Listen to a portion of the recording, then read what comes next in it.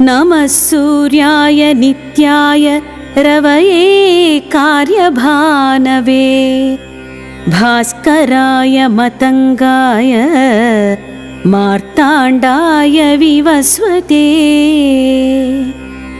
आदित्यायादिदेवाय नमस्ते रश्मिमालिने दिवाकराय दीप्ताय अग्नये मिहिराय च नमो गोपतये नित्यं दिवाञ्चपतये नमः नमो धात्रे विधात्रे च आर्यम्णे वरुणाय च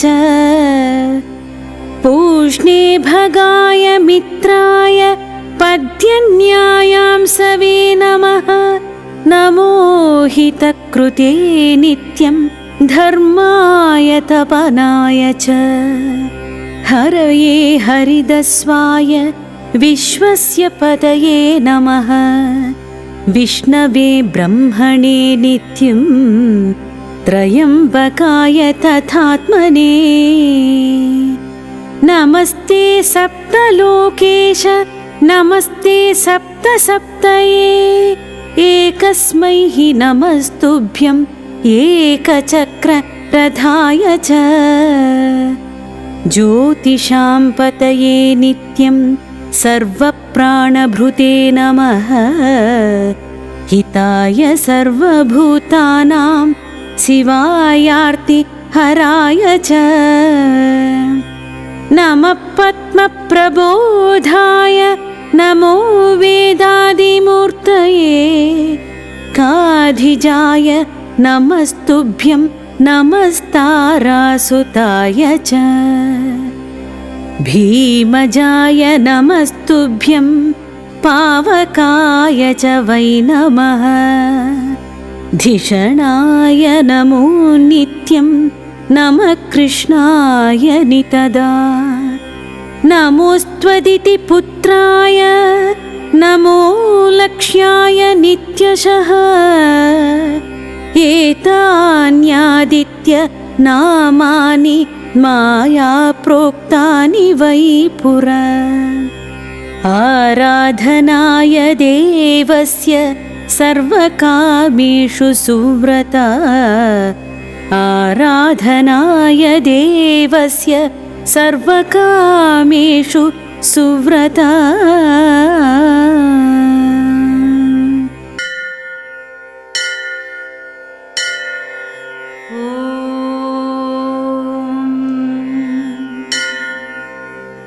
नमोस्तु सूर्याय सहस्ररश्मये सहस्रशाखान्वितसम्भवात्मने सहस्रयोगोद्भवभावभागिने सहस्रसङ्ख्यायुधधारिणे नमः यन्मण्डलं दीप्तिकरं विशालं रत्नप्रभं तीव्रमनादिरूपं दारिद्र्यदुःखक्षयकारणं च पुनातु मां तत्सवितुर्वरेण्यम् यन्मण्डलं देवगणेषु पूजितं विप्रैस्तुतं भावनमुक्तिकोविदं तं देवदेवं प्रणमामि सूर्यं पुनातु मां तत्सवितुर्वरेण्यम् यन्मण्डलं ज्ञानघनं त्रैलोक्यपूज्यं त्रिगुणात्मरूपं समस्ततेजोमय दिव्यरूपं पुनातु मां तत्सवितुर्वरेण्यम् यन्मण्डलं गूढमतिप्रबोधं धर्मस्य वृद्धिं कुरुते जनानां यत्सर्वपापक्षयकारणं च पुनातु मां तत्सवितुर्वरेण्यम् यन्मण्डलं व्याधिविनाशदक्षं यदृग्यजुस्सामसुः सम्प्रगीतं प्रकाशितं येन च भूर्भुवस्व पुनातु मां तत्सवितुर्वरेण्यम् यन्मण्डलं वेदविदो वदन्ति गायन्ति यच्चारणसिद्धसङ्घाः यद्योगिनो योगजुषां च सङ्घा पुनातु मां तत्सवितुर्वरेण्यम् यन्मण्डलं सर्वजनैश्च पूजितं ज्योतिश्च कुर्यादिह मर्त्यलोके यत्कालकालाद्यमनादिरूपं पुनातु मां तत्सवितुर्वरेण्यम् यन्मण्डलं विष्णुचतुर्मुखाख्यं यदक्षरं पापहरं जनानां यत्कालकल्पक्षयकारणं च पुनातु मां तत्सवितुर्वरेण्यम् यन्मण्डलं विश्वसृजं प्रसिद्धम् उत्पत्तिरक्षप्रलयप्रगल्भम् यस्मिन् जगत्संहरतेऽखिलं च पुनातु मां तत्सवितुर्वरेण्यम् यन्मण्डलं सर्वगतस्य विष्णो आत्मा परं धाम विशुद्धतत्त्वम् सूक्ष्मान्तरैर्योगपथानुगम्यम् पुनातु मां तत्सवितुर्वरेण्यम् यन्मण्डलं वेदविदोपगीतं यद्योगिनां योगपथानुगम्यम् तत्सर्ववेद्यं प्रणमामि सूर्यं पुनातु मां तत्सवितुर्वरेण्यम् सूर्यमण्डलसुस्तोत्रं यः पठेत् सततं नरः सर्वपापविशुद्धात्मा सूर्यलोके महीयते इति श्रीभविष्योत्तरपुराणे श्रीकृष्णार्जुनसंवादे सूर्यमण्डलस्तोत्रं सम्पूर्णम्।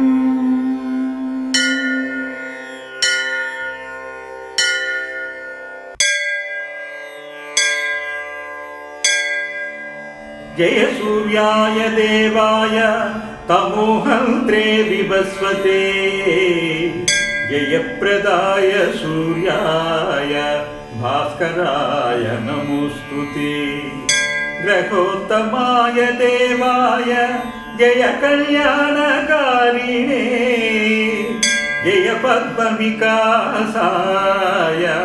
बुधरूपाय ते नमः जय दीप्तिविधानाय जय शान्तिविधायिने तमुघ्नाय जयायैव अजिताय नमो नमः जयार्क जय दीप्तीश सहस्रकिरणोज्ज्वला जय निर्मितलोकस्त्वमजिताय नमो नमः गायत्री देहरूपाय सावित्री दयिताय च धाराधराय सूर्याय मार्ताण्डाय नमो नमः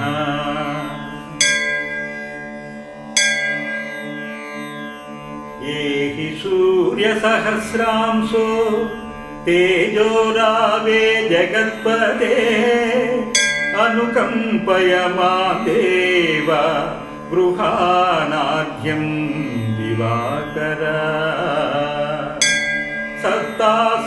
सत्तास्वरधमारूढं प्रचण्डं कश्यपात्मजं श्वेतपद्मधरं देवं तं सूर्यं प्रणमाम्यहम्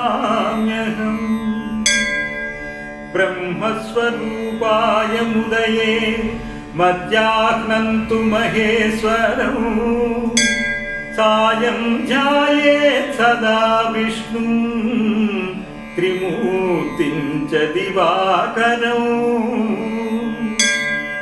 जेयः सदा सवितृमण्डलमध्यवर्ती నారాయణ సదసి యాసన సన్నివిష్టః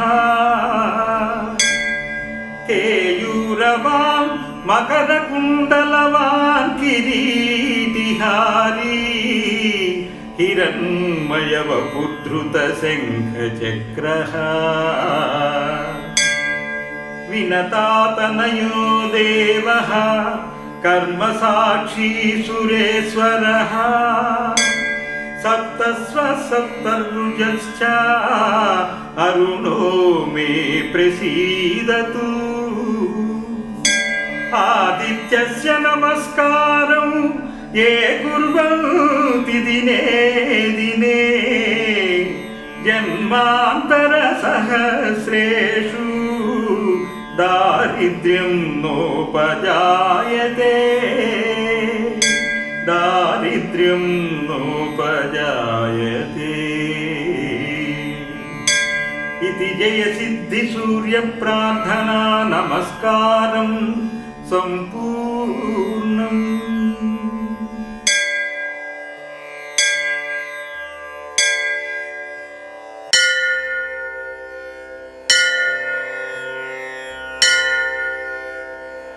ये स्तुतो नामभिस्तेन सविता विश्वकर्मणा तान्यहं श्रोतुमिच्छामि वदसूत विवस्वतः तानि मे शृणु नामानि ये स्तुतो विश्वकर्मणा सविता तानि वक्ष्यामि सर्वपापहराणि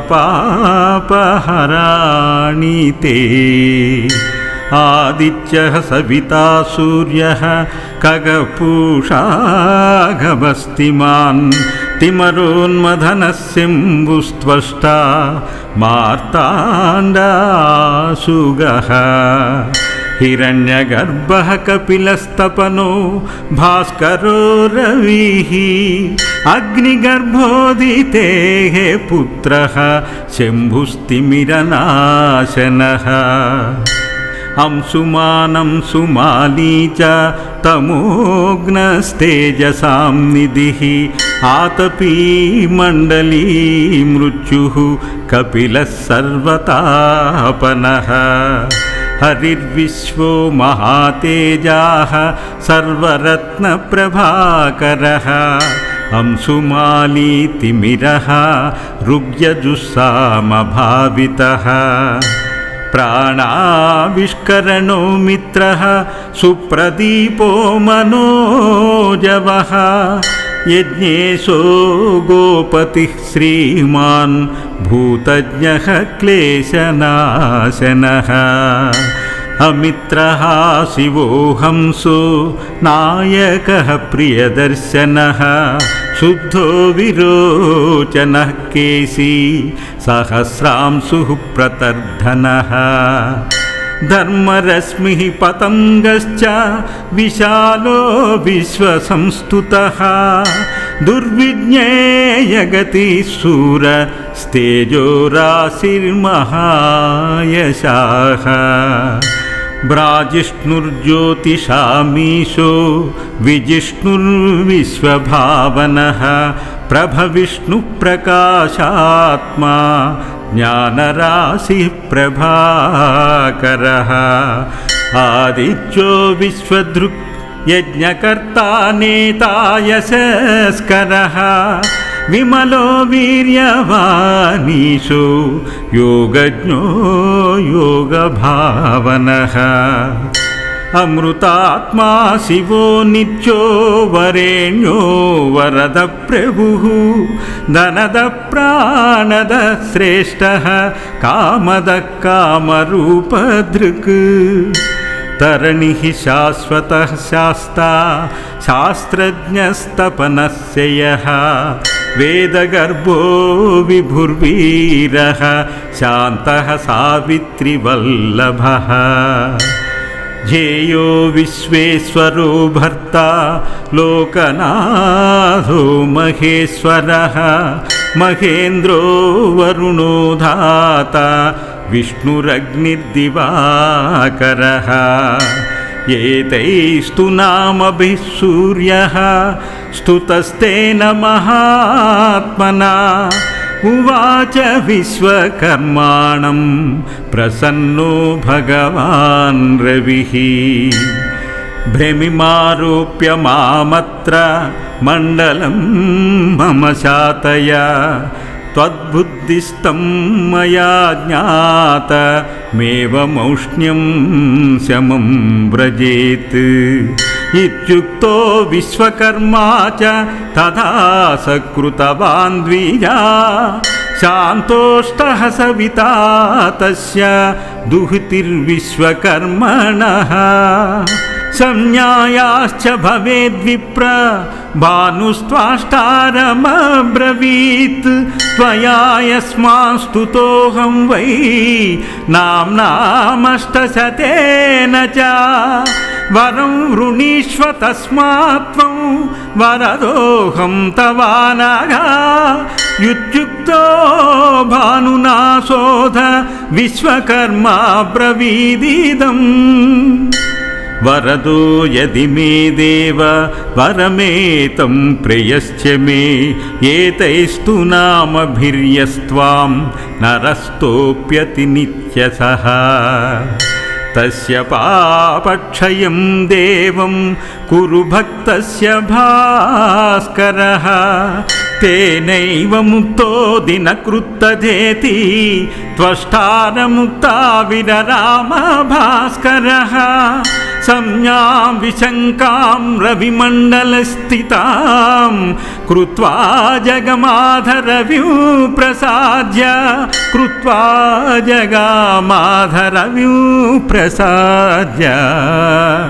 कृत्वा जगामाधरविं प्रसाद्य इति श्रीनरसिंहपुराणे एकोनविंशोऽध्यायः श्रीविश्वकर्मकृत सूर्याष्टोत्तरशतनामस्तोत्रं सम्पूर्णम्।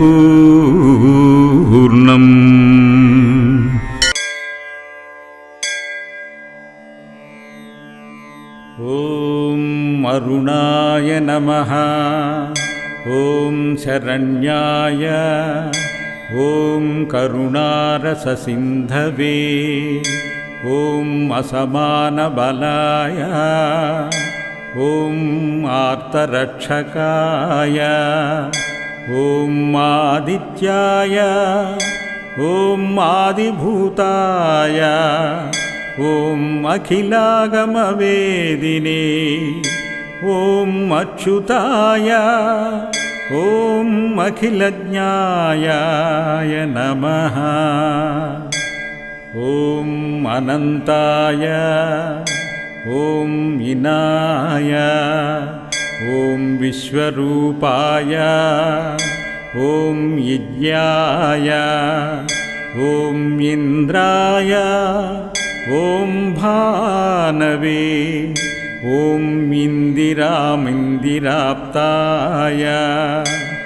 ॐ वन्दनीयाय। ॐ ईशाय। ॐ सुप्रसन्नाय नमः। ॐ सुशीलाय। ॐ सुवर्चसे। ॐ वसुप्रदाय। ॐ वसवे। ॐ वासुदेवाय। ॐ उज्ज्वलाय। ॐ उग्ररूपाय। ॐ ऊर्ध्वगाय। ॐ विवस्वते। ॐ उज्जत्किरणजालाय नमः। ॐ ऋषिकेशाय। ॐ ऊर्जस्वलाय। ॐ वीराय। ॐ निर्जराय। ॐ ऊरुद्धयभावरूपयुक्तसारथये। ॐ ऋषिवन्ध्याय। ॐ ऋग्निते। ॐ वृक्षचक्रचराय।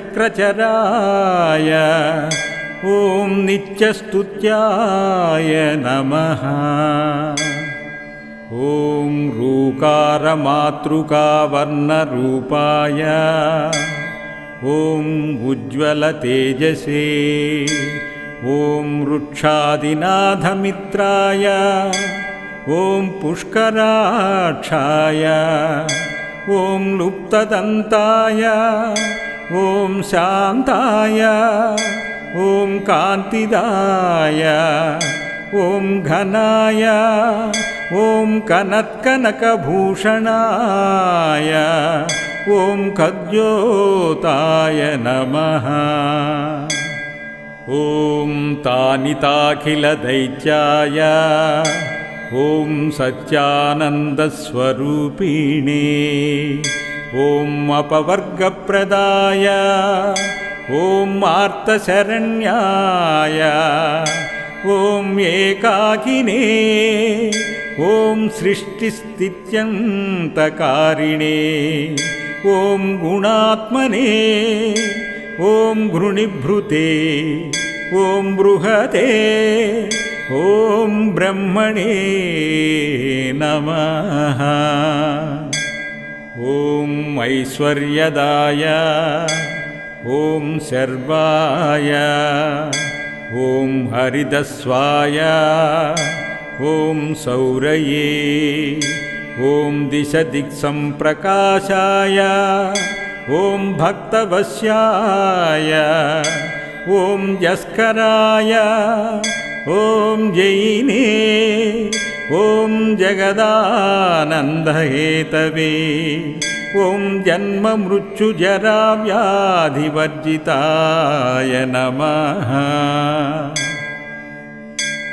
ॐ उच्चस्थानसमारूढरथस्थाय ॐ असुरारये ॐ कमनीयकराय ॐ अब्जवल्लभाय ॐ अन्तर्बहिःप्रकाशाय ॐ अचिन्त्याय ॐ आत्मरूपिणे ॐ अच्युताय ॐ अमरेशाय नमः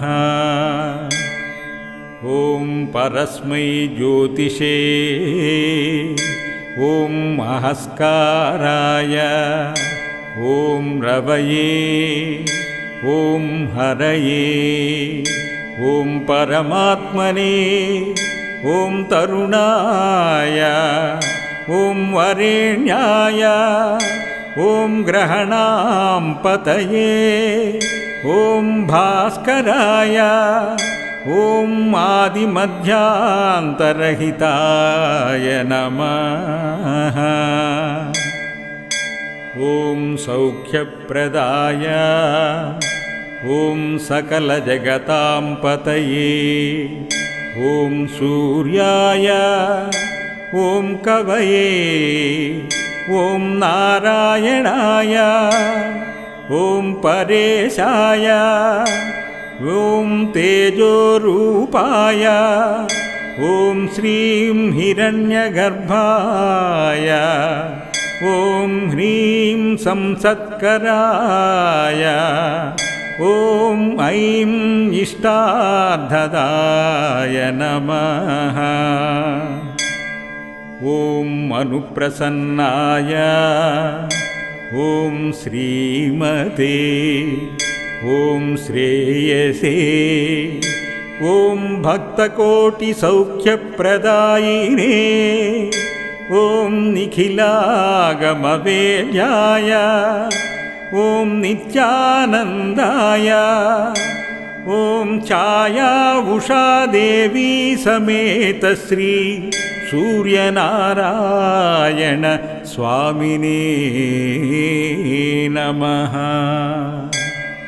इति श्री सूर्य अष्टोत्तरशतनामावळि सम्पूर्णम्।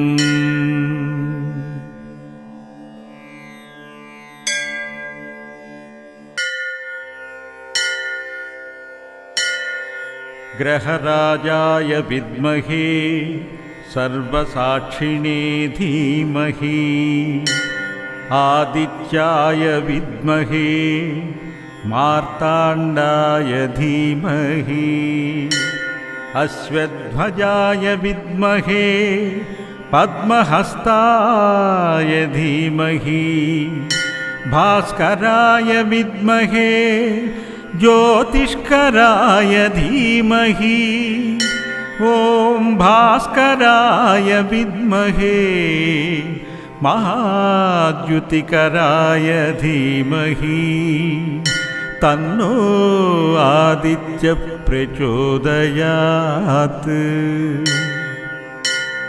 ॐ ग्रहराजाय विद्महे सर्वसाक्षिणे धीमहि अश्वध्वजाय विद्महे पद्महस्ताय धीमहि ॐ अश्वध्वजाय विद्महे पाशहस्ताय धीमहि आदित्याय विद्महे पाशुहस्ताय धीमहि आदित्याय विद्महे सहस्रकिरणाय धीमहि तन्नो सूर्यप्रचोदयात्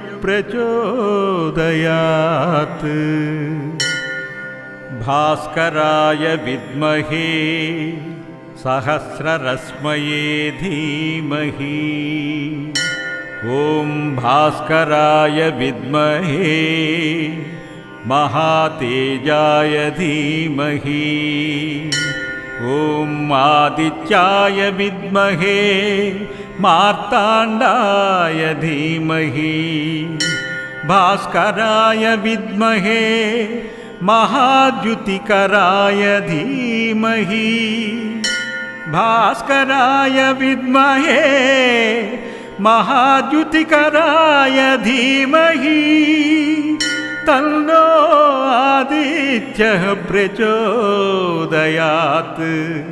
तन्नो आदित्य प्रचोदयात् इति सूर्यगायत्र मंत्र संपूर्णः।